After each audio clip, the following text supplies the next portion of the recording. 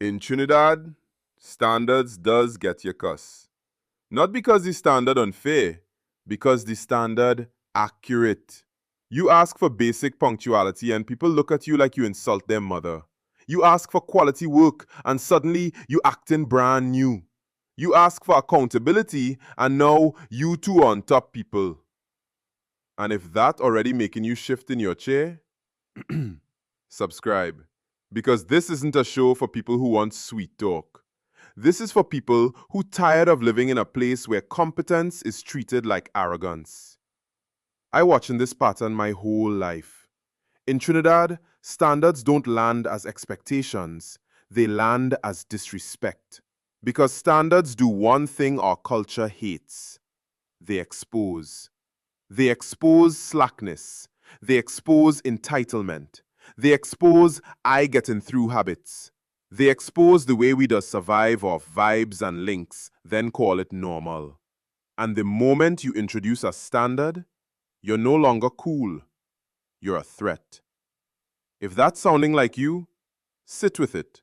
Because the first lie we tell ourselves is that standards are too much.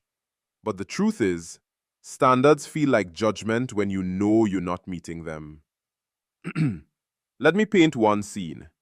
You reach licensing office early, real early, 6:30 a.m.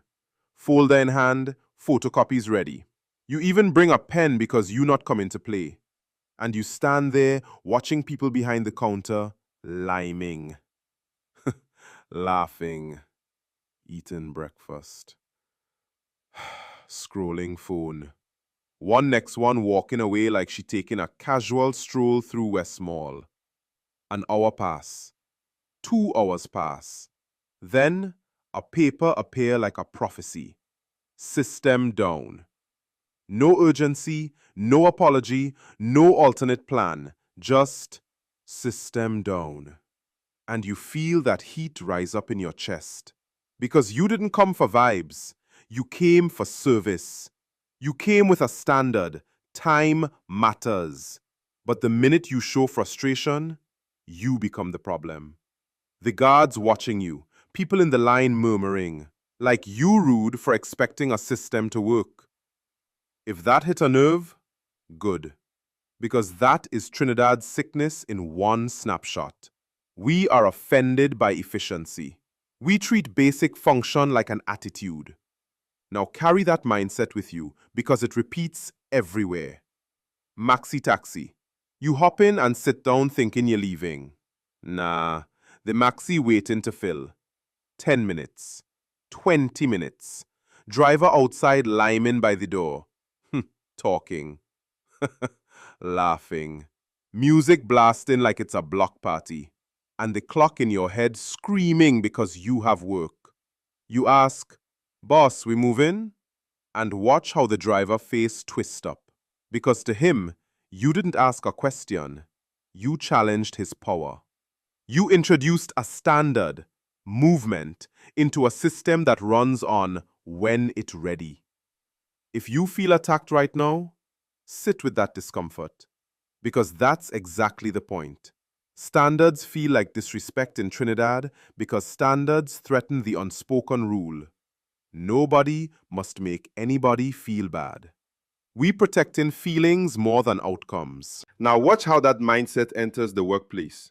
Payroll day, everybody punctual. Regular Tuesday, lateness epidemic. Late with confidence, late with stories. Traffic was mad. Traffic mad every day? So let's be honest, traffic isn't the reason. Traffic is the excuse. And when you say, "Nah, we need to tighten that up," they don't hear improvement. They hear disrespect. Why you watching me so? You feel yourself perfect. Translation: stop reminding me I could do better. If that's sounding like your workplace, subscribe. Because you're not crazy for expecting professionalism. You're just operating at a standard your environment resisting. Now let's go home. Family. You say, "I can't lend again until you pay back what you owe." Temperature change instantly. Now you stingy. Now you selfish. Now you change. Nobody vex when you give. They vex when you introduce repayment. Because repayment is accountability, and accountability feels like disrespect to entitlement. If that hits you, sit with it. Now let's talk spending habits. Man buying doubles every morning. Juice, snacks. Lunch, KFC. Weekend, drinks. Month end, broke. Then life hard. And if you suggest budgeting, you counting people money. Standards feel insulting when comfort is still sweet.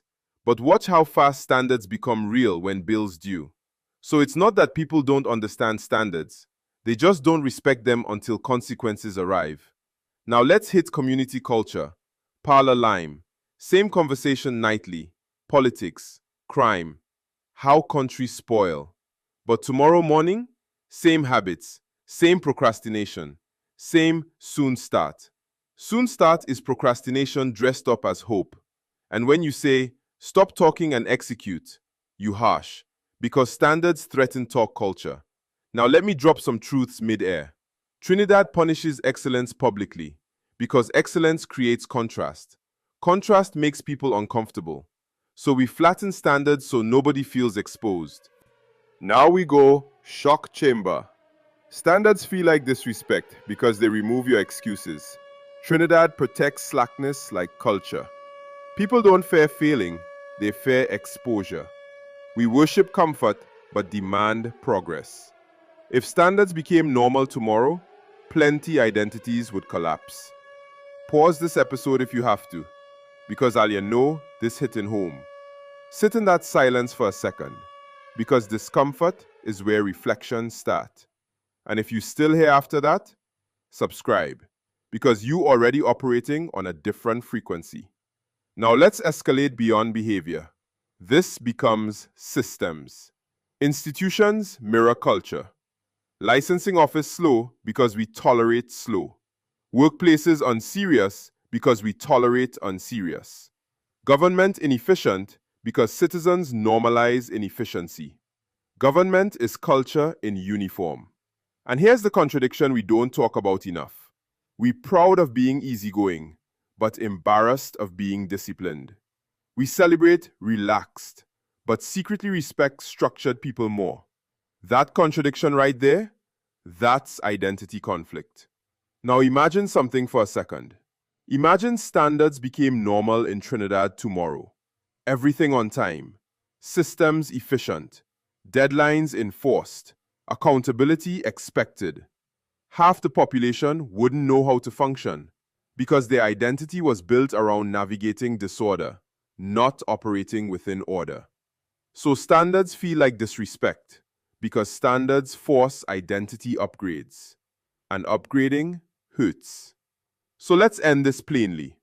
If standards feel like disrespect to you, it's not because the standard rude.